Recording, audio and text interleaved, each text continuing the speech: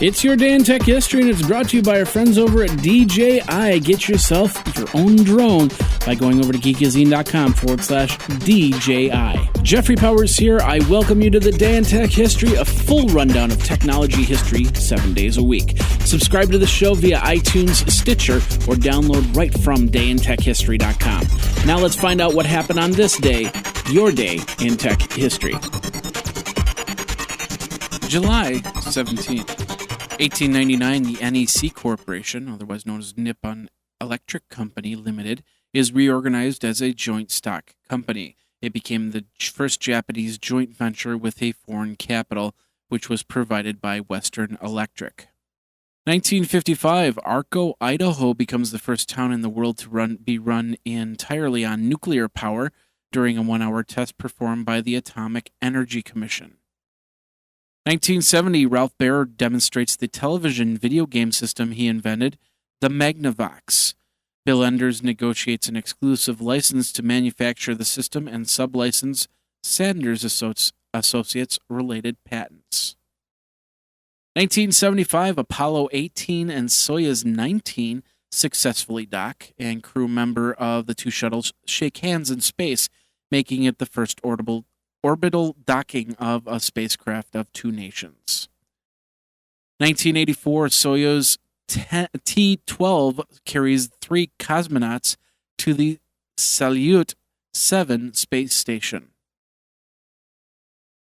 1992, Philips makes some major changes to reduce its debt and cut costs. Notable changes was that the Gaston Bastienes, president of Interactive Media Systems, including Interactive Compact Disc, would be joining Apple Computer as their new personal interactive division, which would be included in the Newton PDA. Also, 1992, DEC CEO Kenneth Olson retired. He was most noted for saying, "There's no reason for any individual to have a computer in his home," at the World Future Society in 1977. 1998, 252 websites were hacked by the members of the TXE hacking group. That's Toxic Edge and 6. And now this word from our friends over at DJI Technologies. Summertime. What to do during the summer? Well, let's go fly a drone. The Phantom 3 is now available for all your summer flying fun. In both professional and advanced models, the Phantom is one of the most popular drones out there, and it can make you feel like a kid again, just like when you got your first RC car many years ago. With video up to 4K, you can have fun taking overhead shots, aerial footage in parks, by the lake, or just fly over your house a few times to see how many of the kids' toys ended up on the roof, or if your roof survived the winter.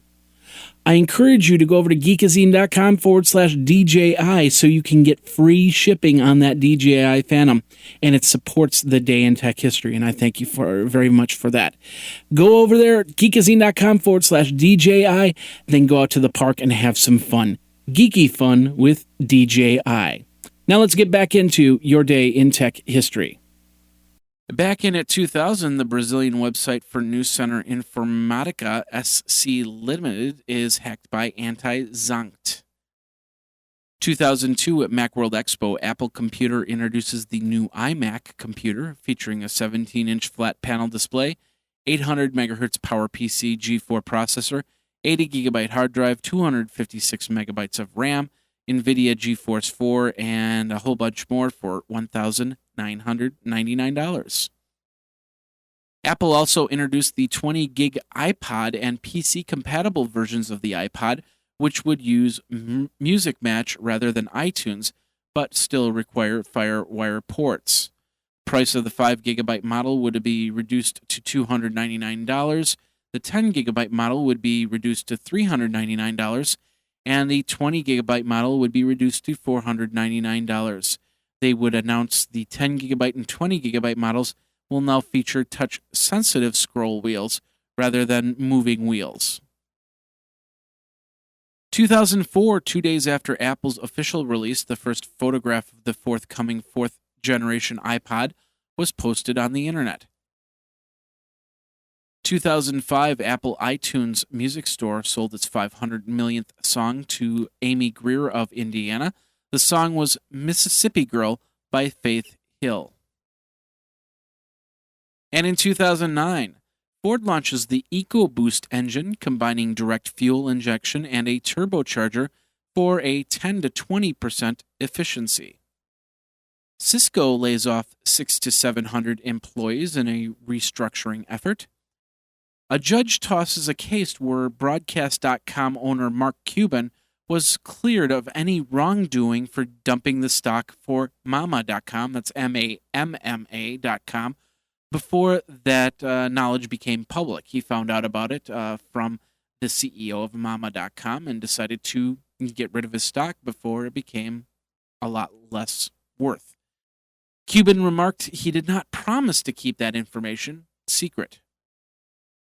Also in 2009, Accenture purchases Symbian professional services from Nokia for an undisclosed sum.